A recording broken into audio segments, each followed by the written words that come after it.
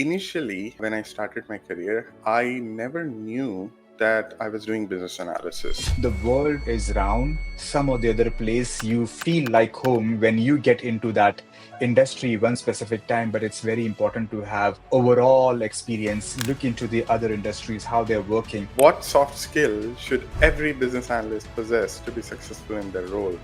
That would be, Is the business analysis performed differently in these different industries? if you don't know what you're trying to deliver, how will you ask questions about it? How do one ask the right type of question? How does one know that this question is right and they should ask? During my career, the only thing that I felt was challenging is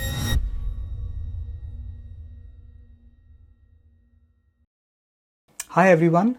Before we dive into the episode, don't forget to subscribe to my channel. The more you subscribe, the more guests we will be able to bring to our show, where we will be talking about different type of business analysis, product management, talent management, project management, delivery management, and any other development activities that we do. We will invite the guests so that you are able to understand the entire ecosystem of how the real software development is actually work and any other ecosystem that is related to it.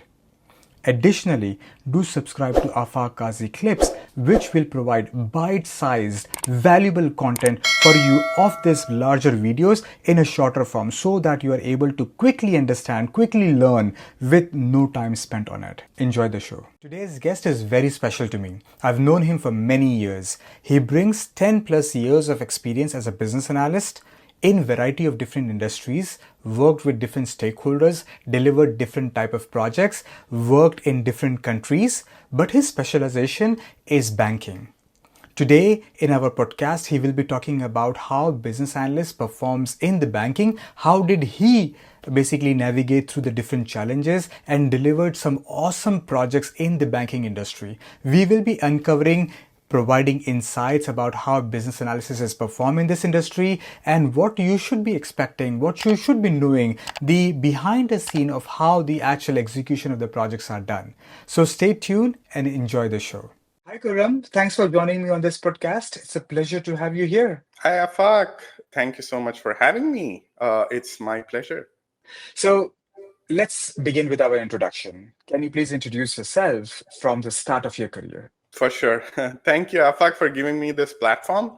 So, where do I start? It's been a long journey. So, I'm a senior business analyst, and I have over 10 years of experience as a business analyst. I've worked in multiple domains. I've worked in aviation, manufacturing, banking, and even within those domains, I've worked in different areas and different segments within those domains. I personally feel that in these 10 plus years, I've had the privilege and the opportunity of working uh, in a wide array of segments wherein it's never monotonous, it's never the same, and you're always constantly evolving and learning. So that has been the most amazing part of being a business analyst, and any business analyst will tell you the same thing. If they move between domains, that they keep on learning and evolving.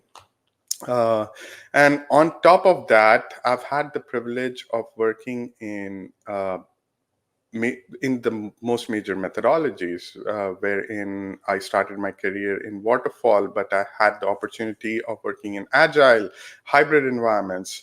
So that in an essence, also gives you an understanding of how work is done within different methodologies in different domains. So it's like uh, you're working different industries, you're working in different types of industries, as well as delivering in different types of methodologies. So it's unique, it's fun. These 10 plus years have been really amazing, and I hope our talk today will add value to will add value to anybody who's listening. Thank you. Interesting, interesting. 10 plus years as a BA, multiple domains, multiple industries, multiple projects, different methodologies. So my question here is that when did you realize that you are a BA? Oh my goodness, that's an interesting question. Because you started your career 10 years ago, Yes. did you actually choose a path like I want to be a BA, or was it like you When became I BA? initially, when I started my career, I never knew that I was doing business analysis. I always thought that business analysis is something purely technical, where you're doing programming or you're writing code. And me coming from with an MBA and having a finance and accounting background, uh, it never occurred to me that this would be a profession that I would be looking into. But the fun part is, I was always working in implementations from the start of my career. I was always working in gathering requirements, although not as a BA, from the start of my career. Uh, and I was always delivering value, and I was always an agent of change. So you see where I'm going with this? I was always a business analyst, but I never knew it. So that was the fun part. It was only once I started working and delivering, and I enjoyed this work. So when I came across the role of a business analyst, and it was a eureka moment for me. So I'm like, this is something I do. Why don't I have the title? And that's when I started exploring getting into a role that matches what I'm doing. So my first role as a BA was in an aviation company. Lots of fun, ERP implementations, requirements, the full BA lifecycle analysis, documentation. Initially, it was more of a getting yourself comfortable in this role, but as I grew within my career, I kept evolving, I kept changing, and currently I'm in the banking domain, and I could never have been happier. So this is it feels like home for me, because it also matches with my background in terms of education. So that I would say that I would say is the most important part: being comfortable and be feeling like you're at home while you're working. Interesting, interesting. So, do you think your education as an MBA has a bigger influence in becoming who you are as a successful BA? I wouldn't say it having a bigger influence, but yes, it does have an influence, and that is in my case. But it could be different for anyone else. You don't need an MBA to be a business analyst, but having an MBA or a master's degree or a good bachelor's degree, for example, does open a lot of horizons for you, and it helps. But you don't need these degrees. You If you have those analytical skills, if you have that understanding, good stakeholder engagement skills, good people skills, good documentation skills. You love working within teams. You have basic understanding of how IT works, because most business analysis projects are in IT. So all these in a nutshell will deliver a good business analyst. So for me, yes, it has had an influence, but I won't say it was the only influence. I see. You know, I myself, am not an MBA, but a master's person, but doing business analysis. And I completely believe that if anyone has great communication skill, great analytical ability, great problem solving, a person who understands and solves problem can become a great BA. A degree that is having a master's degree or master's degree in computer science would just add like a cherry on the ice cream in order to basically do their work. But yes, basic education is necessary to do the type of work. Did you mention that you have your MBA in finance and accounting, which is very aligned to what you're doing right now in the banking?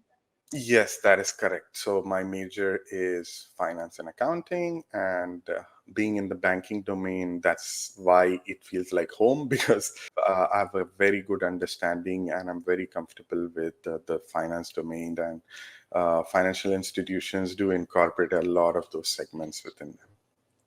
But when you completed your MBA in finance and accounting, I don't think you have joined the accountant financing firm. You joined in aviation. Is that my understanding? Yes, that is correct. So That your first break was actually not into the field that you wanted to enter into. It was business analysis, but not directly in a financial institute. That is correct. Because with FIs, it's very difficult for freshers to get into FIs because of all the layers. There's a certain set of criteria that financial institutions want before they onboard individuals. There are cases where even freshers are onboarded, but it's not as common as within the different industries out there. So that's why I went through multiple industries before going into banking. And I don't regret it, honestly. Like, it's been fun.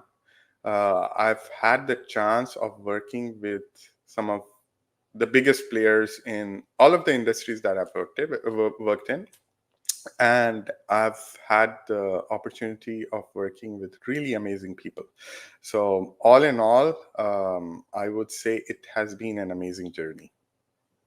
That's interesting because a lot of people that I talk to, they keep saying that if your degree is in, let's say, pharma, you should typically enter into the pharma industry and do the business analysis in pharma. If people are doing in banking, they should actually enter. I think the world is round. Some or the other place you feel like home when you get into that industry one specific time, but it's very important to have overall experience, look into the other industries, how they're working, and I think that's what makes you much stronger. That's interesting. I would So, agree with you 100%. Kuram, why is banking very special to you? While growing up, um, I've always had this sense of excitement um, about the banking world. It might be the way the bankers conduct themselves. It may be the big, huge buildings that the banks have. So they have a presence. Um and coming from my background of accounting and finance, it made sense being attracted to these huge organizations that do trading, that do investments, that do deposits. So their work is also layered and structured in such a way that it's never ending. Uh, when that's what when I got into the banking world, it made 100% sense because banks are like juggernauts. They are humongous. It's not like any other organization you work in. There are thousands and thousands of employees. It's like a set of cogwheels that are working in tandem with each other, and every cogwheel is delivering something. So yes, banks have always been attracted to me, and it's because of multiple things, not only my education and experience. Awesome. I will pick your brain on a bit of more banking in the later stage of the podcast, but I wanted to know a little bit more about you and your experience. So, the next thing that I want to know from you is what are the different type of projects you have done while in this banking industry, while your term in the banking, how much you have worked with, what are the different type of projects you have done or you have seen the banks have done in the software development industry? So banks have different projects within different departments. So a project in department A would not be similar to department B, although both might be delivering value, right? So I've been very privileged and honored to be part of uh, multiple projects across different departments within the bank. So I've worked on credit card projects, I've worked on home financing projects, I've worked on personal and business banking projects, I've worked on regulatory projects. I've worked on AML, anti-money laundering projects. So the list goes on and on. But as a BA, that's what we do, right? There's a learning aspect, obviously, because you want to get into different departments, different areas, and deliver projects in them, because that adds value to you, that adds value to the organization, and that creates and generates value for the whole enterprise. So I've always been accepting of new projects within different areas, because that kind of builds up my portfolio as well, right? So from from what I'm trying to say is that as a BA, you don't need to stick to one particular department or one specific area. uh, as a business analyst, our work is very much connected to every organization, every department, and every area within multiple domains. And that's what all BAs should pursue, and not be afraid to take on new work. Interesting terms that I keep hearing from the job descriptions that we see, the ones that you were talking about. I think credit card project, AML project, loan, personal home, banking projects, and many other things that you talked about. Do they not look like a function, or do they have softwares in it? Like, because I always thought that AML is a set of people who are trying to figure out if this is a fraud, if this transaction is fraud, if the money transaction is fraud. But how is software involved in it? Like, can you brief with your experience of the projects? Interesting question. So, although in the front end, we as consumers and customers uh, do not see what goes on in the back end, right? Obviously, for us, it's just a bank. What softwares might they develop? But just think about it. I'll give you an example from the AML perspective. There are multiple regulations that are passed every year by the major regulatory authorities, be it OSFI, be it FinTrack, you have EMF in Quebec. So once they pass a regulation, it's set in stone, and every financial institution must follow that regulation to the dot, which means that if they go against the regulation, the implications are really bad. It might affect their functioning, their day to day. It might even pause some of the aspects or some of the consumer goods that consumer services that a bank provides. So it's very critical and crucial, because these regulatory authorities hold the financial institutions to a particular standard, and they cannot go against those standards. So there might be multiple projects going on wherein the bank is trying to conform to the regulation. They're trying to bring themselves up to speed to the regulation. And most of these have software impacts, because just imagine if a regulation comes in. I'm being hypothetical because I don't want to talk about real regulations that come in. So, for example, a regulation comes in that every PDF that is being shared with their customers, let's say not PDFs, but every statement that is being shared with their customers has to be acknowledged by the customer. So So, now, so sorry to interrupt you. Sorry to interrupt you here. Did you actually mean that when um, a customer is actually, let's say he or she is on a mobile phone and he or she sees the statement of their transaction, and you're talking about a regulation that one must acknowledge that this transaction. So for me, it's just a normal thing, right? I pick up my mobile, I see my statement, and I see that transaction, and you're talking about the acknowledgement of that transaction? correct. Okay. So think about it from a bank's perspective. The bank does not only share the statement on their mobile application, right? That sometimes you might get a printout from a teller, or you might receive something via mail. So you see the layers. Now, to conform to the regulation, the bank has to work in different avenues. So first things first, if the statements are mailed, you have to connect with the vendor, and get a system of acknowledgement in place. You have to change your PDFs. You have to change your statements. You have to make it such that there is some sort of acknowledgement. You have to maybe change the way you are delivering the statement. Now, when it comes to looking at your statement on the computer or looking at the statement on the mobile app, those are two different platforms, right? So there'll be a project that will take care of all these aspects, and it's all software development, because you need a checkbox, you need steps. There are steps to opening your statement. There might be changes to those steps. When you change something like that, it's the structure, right? So that is a software development project. It goes through the SDLC. There's requirements, there's development, there's testing, there's implementation, and finally there's maintenance as well, to make sure that what the bank is trying to achieve is conformed to, obviously, because the regulators do keep an eye. And there are times when the banks are audited. Banks or any FI might be audited, and you have to conform to the regulation, otherwise it's big problem.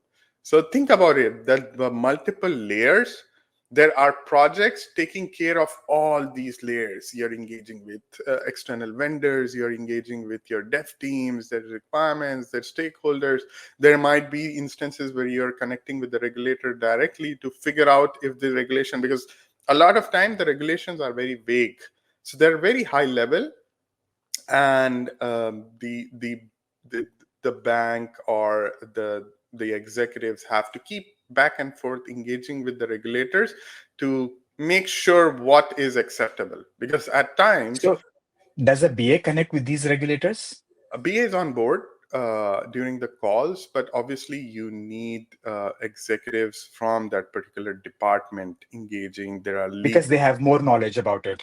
Correct. And there are legal teams involved as well, because from a legal perspective, every organization has to protect itself.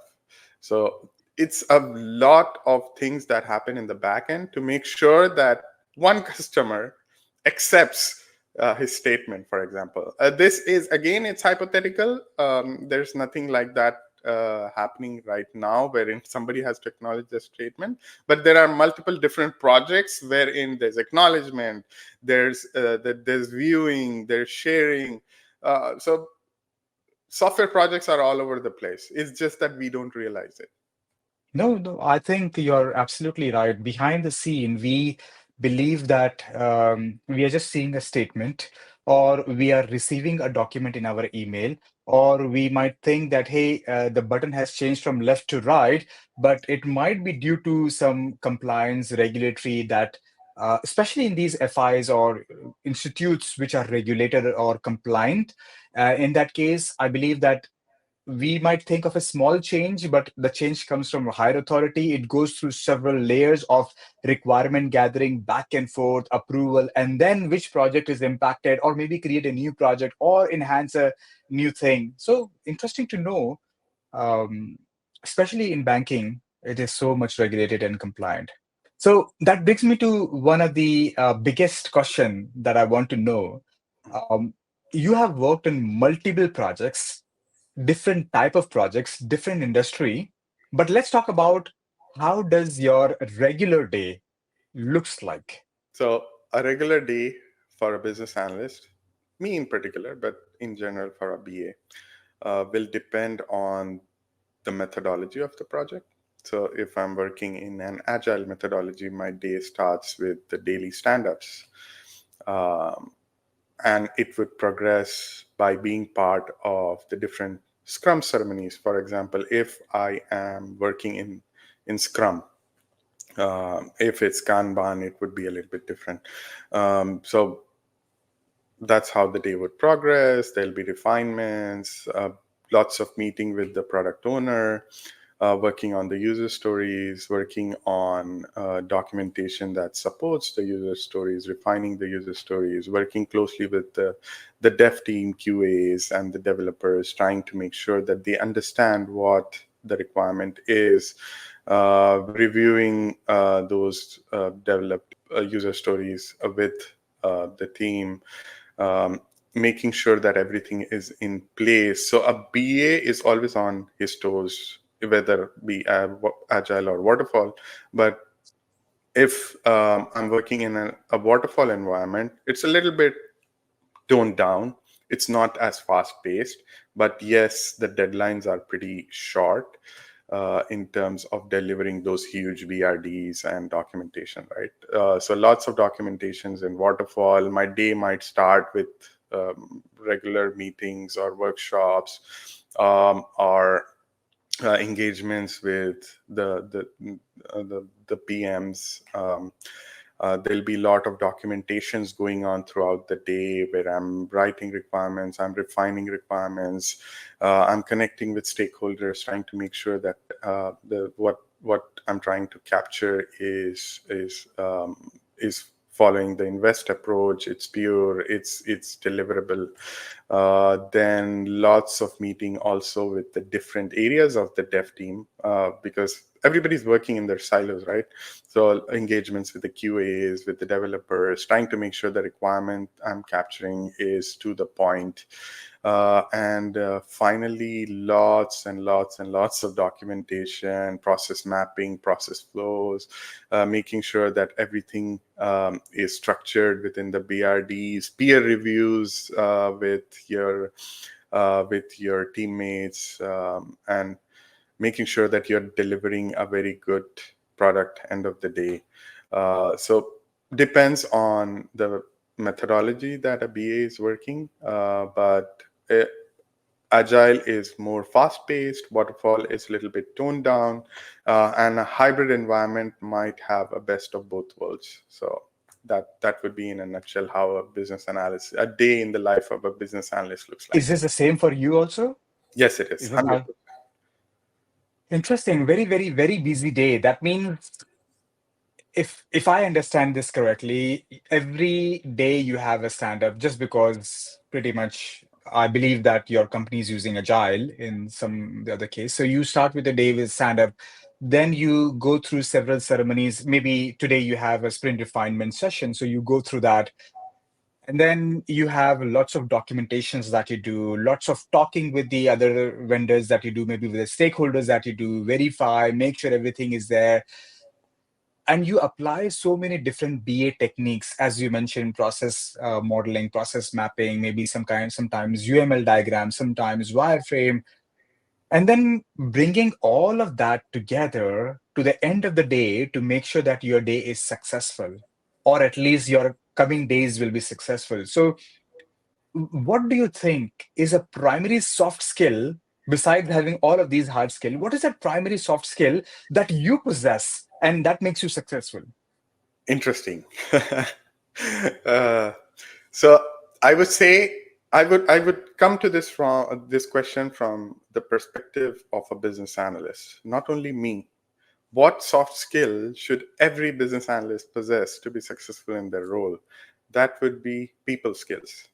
Uh, a BA is nothing without good people skills, because think about it, a business analyst's job is around people, talking to people, understanding their pain points, analyzing them, documenting them, and making sure that the other people who are reading it, they understand it. So it's always around people, right? So people skills, good engagement skills, being able to keep your stakeholders engaged and be part of the discussion, trying to make sure that you get what you're uh, trying to get from them. So elicitation techniques, being a good communicator, being concise, being to the point, being friendly. So all in all, people skills that make you excel in any different role. It's maybe for a business analyst, it's multiplied by 10 times. So the foundation of a good business analyst is exceptional people skills. So if somebody is looking to get into business analysis, they should fine tune their people skills, they should build on their people skills, they should refine their people skills so that they are successful in this role.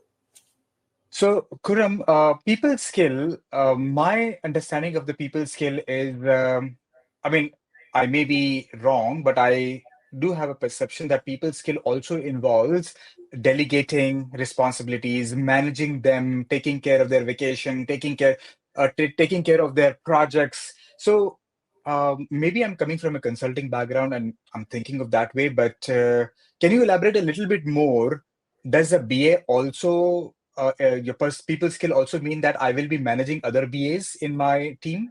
That's a wonderful question. So, people skills of managing different delegates is it's a part of people skills, a small part of it. But communication, interpersonal skills, engagement, negotiation, all of these tactics come under the umbrella of good people skills. So, people skills is a very huge term, and it does encompass all these small segments, and wherein managing resources is also a part of people skills.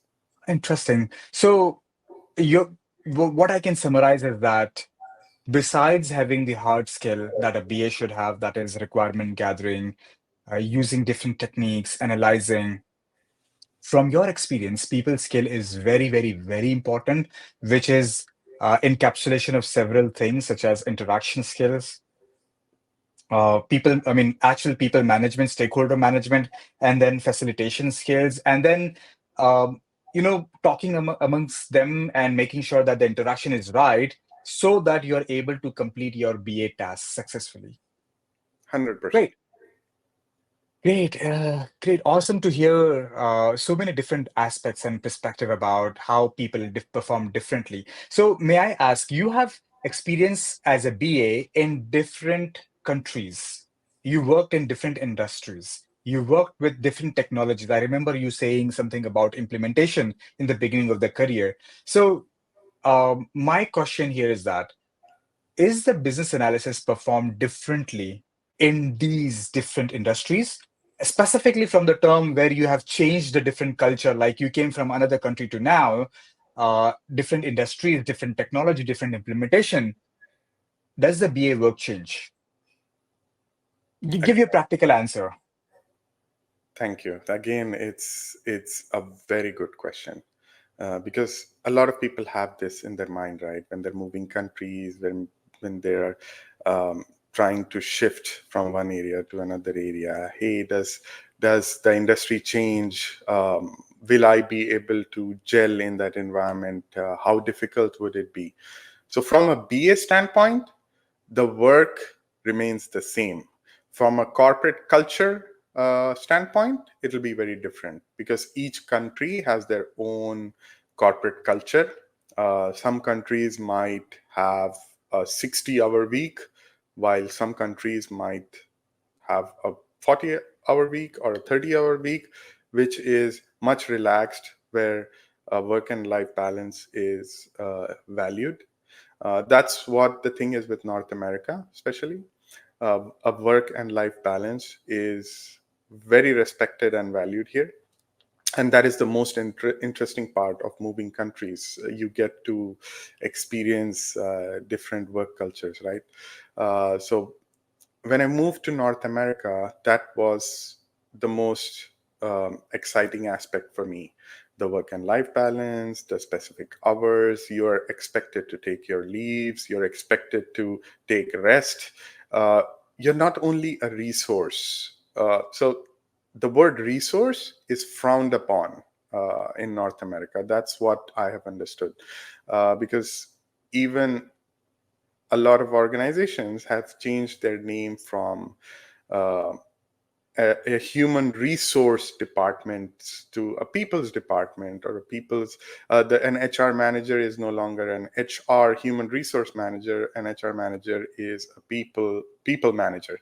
So these are interesting aspects. So when you change countries, these things change, and it changes for the good. It might change for the bad as well. If you go to a country wherein there's zero work and life balance, you're expected to work the entire day until midnight. So that also happens. But from the standpoint of your experience moving countries, BA work remains the same.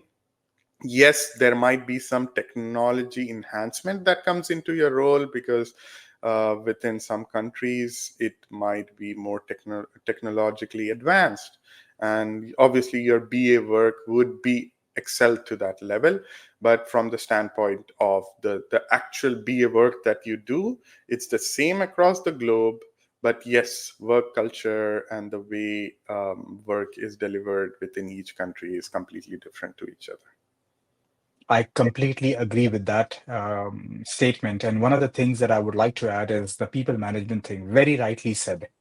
People management or people manager or the role that has been given to the people has a significant impact on the thought process itself. When I was first given the title of people management, my manager came to me and said, "Hey, now that you're becoming a people manager, you have to make sure that people within your team is happy.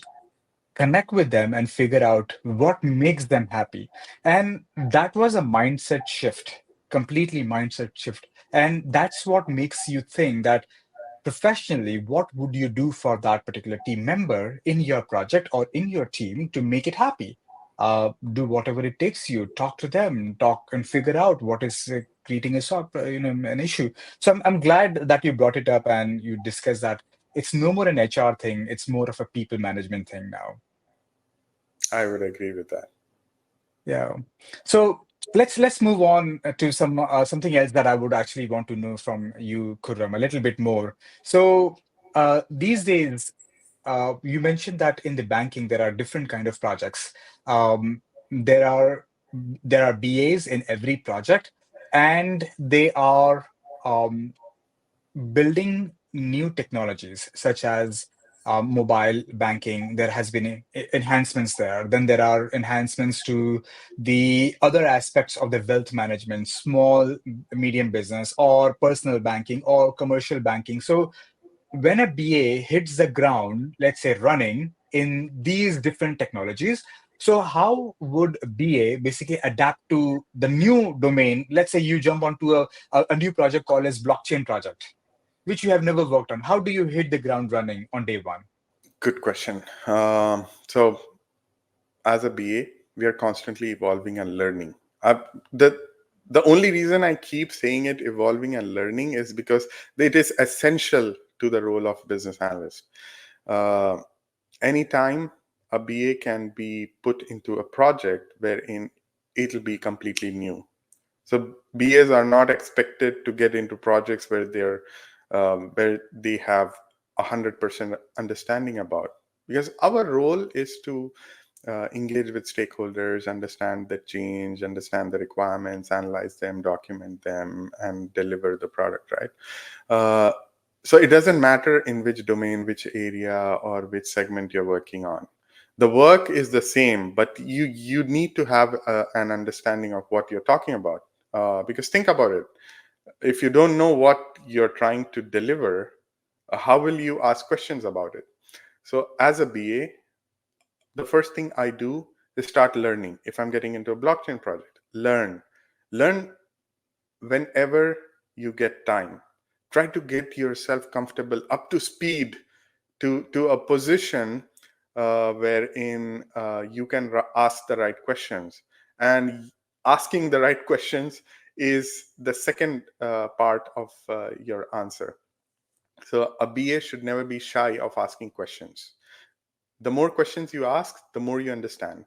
So these questions don't need to be about what you're delivering, but maybe you get a stakeholder to set up a call with a stakeholder, you set up an interview, and uh, just a one-on-one, and you just sit down with them and say, hey, can you let me know about blockchain? I love this. I would love to understand it. Then you will find numerous people that would be willing to help you out, give you an understanding of what you're working on.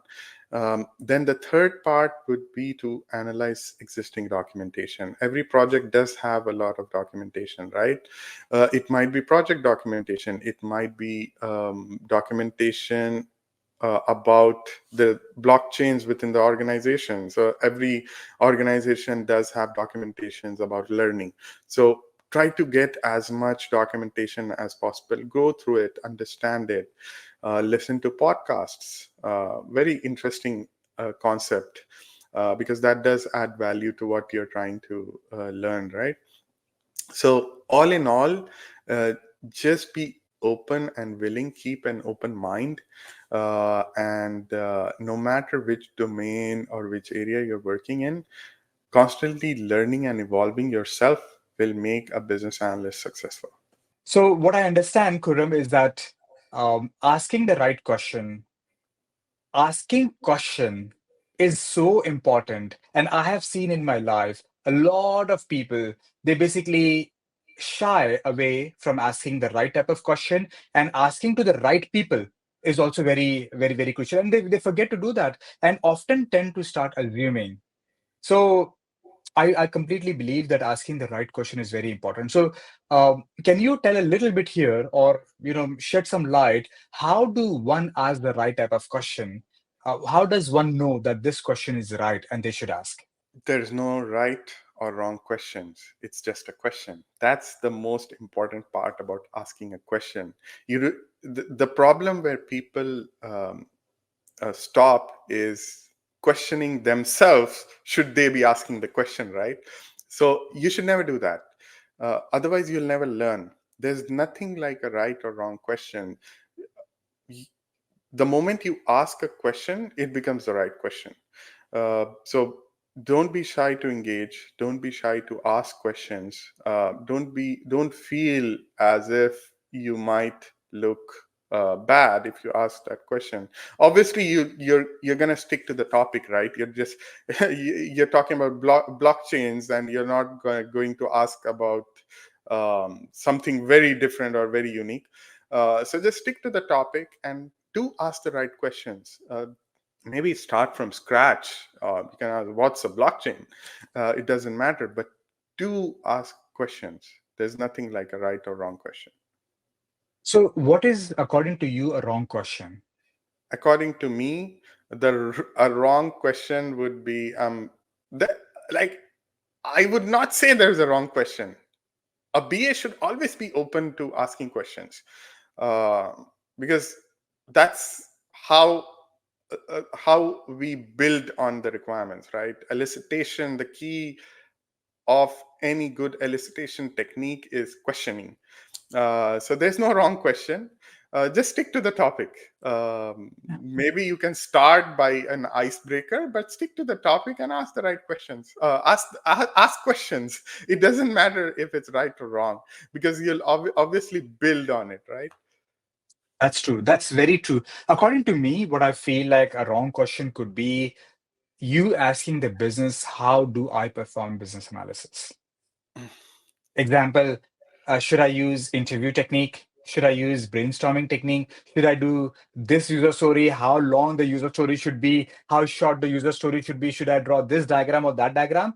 I believe these questions are something that should not be asked. Rather, the questions should be more around the topic or the agenda item or the requirement or the feature or the epics that we are trying to gather. Sure, that's a good perspective to look at it.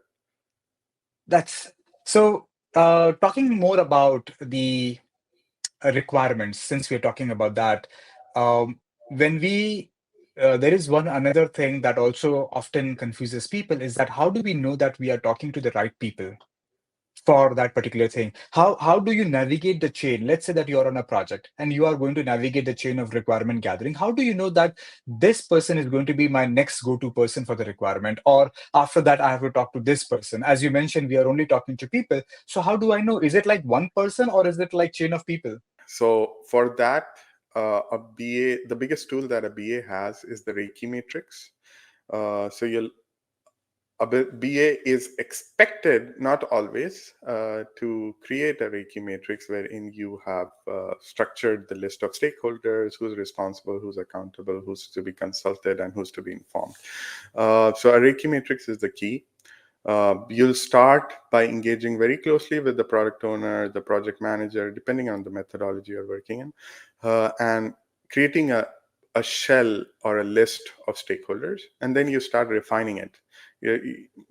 as time progresses, initially your list might not be up to the mark, but obviously when you have been part of a workshop or you're having discussions with stakeholders, you do understand who's responsible for what, how do you work with them, and what they're going to be engaged with. So the matrix will show you which stakeholder or individual is responsible for what, how engaged they need to be on the project. Will they be signing your documents? Will they be just be informed about the project, or will they just have a say in what's going on, whether they are an SME or not? So all these would be in the roster or the document, which is known as a Reiki matrix, and that is a key document for any business analyst to understand what the stakeholders, who the stakeholders are, and what their engagement level is. Interesting. Uh, while I was doing some of my research, and from my experience, whenever I search on a job description, although I have never worked in banking industry, but I have in the other industries, we all often hear the term called legacy application. So within banking, also a lot of legacy system, I'm sure that might be. So what is legacy system according to you in the banking industry, and why is it so different? So legacy systems are nothing but archaic or old systems that the bank is using for the day to day. It might be in any department within the bank. It might be front end, it might be back end, but these would be like 20, 30, 40-year-old systems that are being used to manage these critical and important processes, right? Every organization has legacy systems because these systems were new at some era, or in a 20 years ago, yeah, definitely they were new. 20 years ago, they were niche, they were new, they're brand new, but now they're old. With nowadays, you see so many technologies coming in. You have AI, and you have every day you learn about new technologies and advancements, right? But if the bank or the organization relies on old systems, that these are known as legacy systems, and unlike any other organization out there, yes, FIs also have to face with legacy systems. Some are very quick to evolve and change and advance themselves. Some are not, but everybody's getting there. So, Kuram, have you actually ever worked on any legacy migration projects? Sadly, no, I have not had the opportunity of You're working on lucky. migration. I won't say I'm lucky. I'm open to that. If I get an opportunity, I would love to be onboarded on a legacy migration project. In my experience, I have actually been on a couple of legacy migration projects. Legacy migration projects doesn't mean that it has to be always on the front side, but I was also involved in the backend side, the database side. So I was involved in migrating 25 years old database, and I was involved in migrating the middleware, that is the source code that is the main backend engine. I was also involved in moving the front end code from the previous version to the latest version. I was also involved in decommissioning the existing software completely to the new one. It has its own intricacies, it has its own complications, it has its own challenges, but it's fun to work with them to see how a person coded 25 years ago was such a masterpiece that lasted for 25 still years, when now the emerging technologies are no code, zero code, AI code, and the use of libraries, common components. That is why I think the legacy softwares were quite slow, or the performance level were not at that peak as compared to where we are now. So everything has its own pros and cons, but I think the world is changing. So glad to see that banks are still there, but they are slowly moving towards the new technology.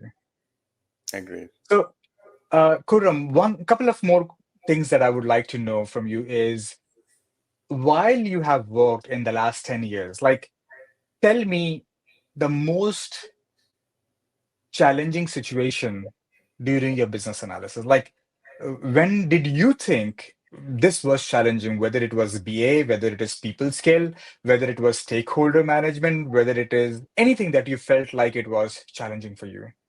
During my career, the only thing that I felt was challenging is having to deal with difficult stakeholders. So, for a business analyst, you always come across one or two projects where you are faced with difficult stakeholders. No matter how good your people skills are, you're just not able to break the ice. You're not able to get time. You're not able to get everybody on board who are valuable to the project. So there are times when this happens, and when it does make your work difficult. It's not there are no mitigation tactics to get to resolve this, but yes, it does make your life a little bit difficult. So that in a way is a challenge that every BA has to face with, um, irrespective of uh, the, the the kind of product that they're trying to deliver, because you don't have control over your stakeholders, right? So that yeah, that's the thing that I would say is one of the challenge that I faced during my career as a business analyst. So how do you mitigate that challenge? What is your action plan in case this happens? Different tactics to deal with different set of difficult stakeholders. Sometimes just going through your project manager or product owner might help. Sometimes just sitting down with them, trying to add value to what you're trying to achieve, because everybody in the organization is working towards a goal, right? So you make your stakeholder feel valuable. You engage with them, you let them know that how important their position and their role is within this particular project, and everybody loves to be Felt given important. that opportunity or put on a pedestal where they are valued. So that kind of helps 90% of the time, but the other 10% where you're not able to resolve it, then maybe going through a third party, going through a PM, talking to them, trying to get them to connect with the stakeholders and bring them on the table. But all in all, again, good people skills do matter in this regard, and difficult stakeholders is something that every BA has to come across at some point during their career. Interesting. And I think it's very important, as you mentioned, people skill is very, very, very important. And you have that strong point, and everybody should have it. I think this is also one of the very important sub part of it to manage the people, and whether that people could be your team members or the people could be the stakeholders that you're dealing with. So, if I may ask, what has been the greatest one tip that you would like to tell the aspiring BAs, or it may not be one tip, could be a couple of tips that you would want to give to the aspiring BAs to say that, hey, if you want to be the greatest BA to get into the banking industry, you should do this. There's a lot of points I'm trying to recollect, but I would start by the two words I've been repeating throughout: learn and evolve. A good BA has to keep on learning. We are never supposed to sit and take everything for granted. Learn, build yourself, keep evolving, brush up your skills, be it people skills, documentation skills, analysis skills. Brush on them. Try to build yourself to a position where you're valued as somebody who's delivering change, right? So that the more you evolve and change or learn and build yourself, the more you grow in your career, the more people will value you in what you're trying to do, and they will love to sit with you, they will love to talk to you. They'll love to give you what you're trying to gather. So these are the things that, no matter, I personally believe, not only business analysts, but in any profession, you have to keep evolving and learning. So learning builds your personality. So never stop learning. No matter how good a business analyst you may be, but always keep learning. There's new technologies coming in, and maybe you get a good hobby Try coding for a change. Try creating your own software code. And it's not only for your job, but this will add value to you as an individual. Being a business analyst with a knowledge or an understanding, deep understanding of coding, will take you places where you've never been. So that's how I would like to summarize um, what a person should pursue to excel in their role as a business analyst, and not only as a business analyst, but in any role that they're a part of. Interesting. So, while you were talking about the learn and evolve, I would like to ask, these days there is a lot of emerging technology, such as I'm sure we are hearing about the AI and machine learning. So, is that something that is valuable for the new BAs to especially learn and adapt to in order to make their job or role successful, or in the banking industry? 100%. Yes. I am currently working on projects that deal with machine learning. So, machine learning is the future, and so is AI. Um, AI is still very nascent. It's new.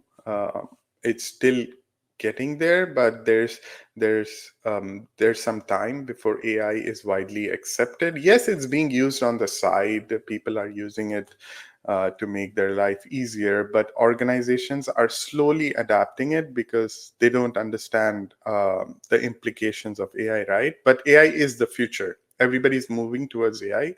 So yes, a BA should be open to learning machine learning, RPAs, robotic automation, and AI. Every technology that comes in that's new. Blockchains, we spoke about blockchains. Get an understanding of blockchains. It's useful. It can be useful in your professional life, it can be useful in your personal life, but always keep on learning, and that helps. Thank you so much for sharing your insights and experience with us today, Khurram. It's been incredibly informative and inspiring. Your expertise in banking and business analysis has provided me and our listeners such a valuable, gave us such a valuable knowledge and perspective of how differently, or you would say not so differently, a BA performs in different aspects. So it was such a pleasure talking to you. Such a pleasure. Thank you so much for being here.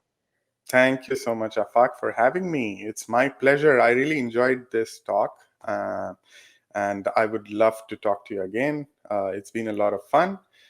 Thank you very much for giving me this platform, and we'll chat again. Yeah, thank you so much. Have a nice rest of the day. Bye for now. You as well. Bye.